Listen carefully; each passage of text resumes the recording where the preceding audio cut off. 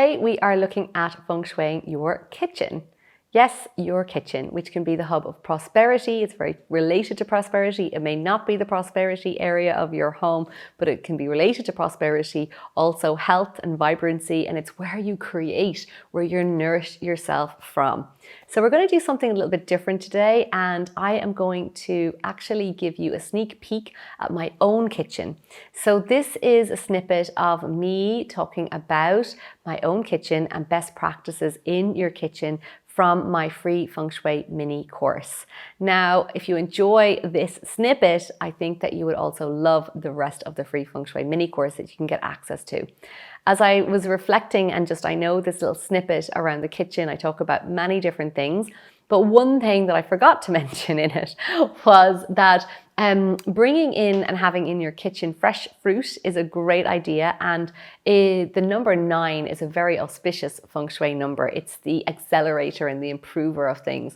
So if you want to have really good communication, joyful connection, and more abundance, we recommend having 9 oranges in a fruit bowl in your kitchen and living room. But you can bring it into the kitchen. Orange is the color orange is very connected to communication, and if you open up an orange, you see so many different pieces and segments. So it's a very abundant fruit. So that's your kind of first nudge for this, and I hope you enjoyed this snippet about feng shuiing your kitchen.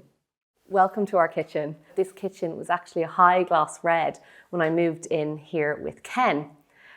Ironically, I also love red and bright colors, so it was quite cool for me. When we did our feng shui training, though, we discovered that excess fire or red in the kitchen is not ideal. Now, if you do have a red kitchen right now, don't panic. There's lots of things that you can do, and there's other things you can focus on.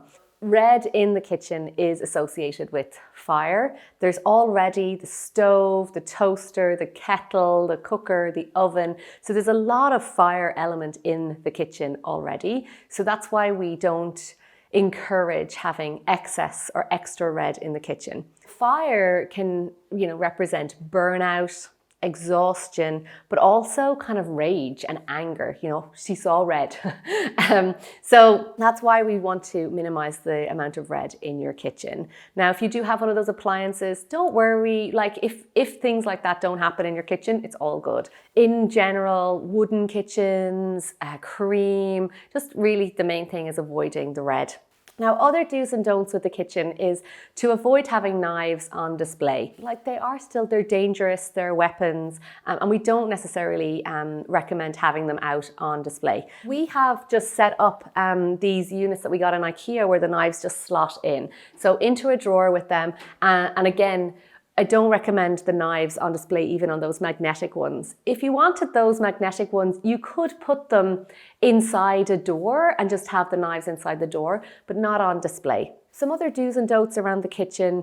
We are still, when it comes to feng shui, a really big proponents of keeping things clear. The kitchen is also associated with prosperity. So keeping it as clear as possible, keeping the counters as clear as possible so there's no clutter and there's kind of space for abundance and prosperity to come in.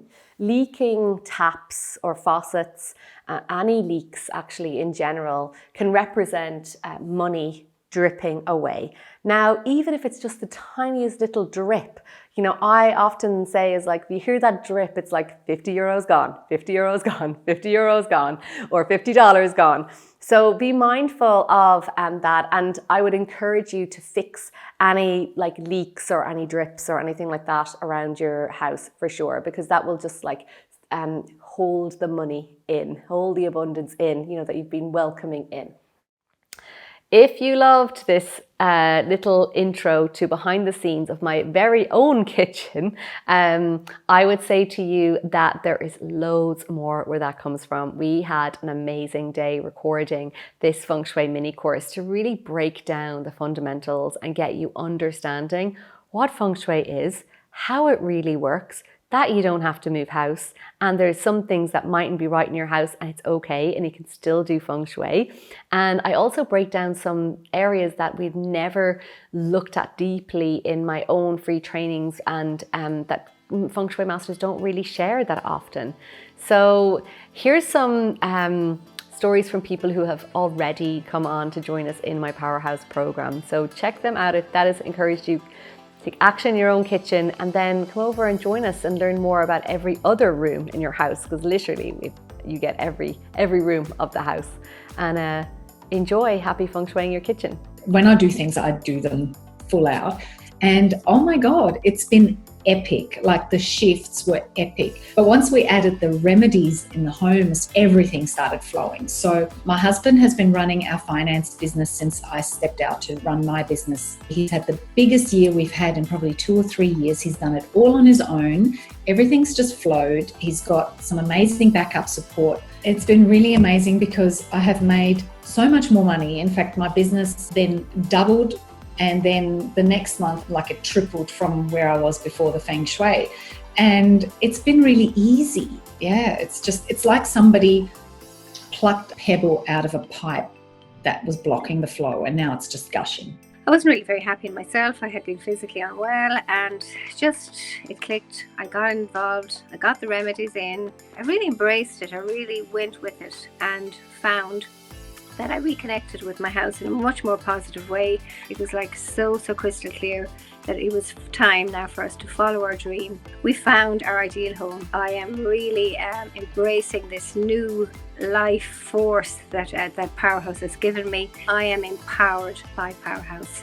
I am so focused, so happy. Do the work and get focused, and I'm telling you, you will be shocked and awed at what you do. We made my house a powerhouse. It was a powerhouse that made me feel safe and supported and connected, and it has done the same for my children.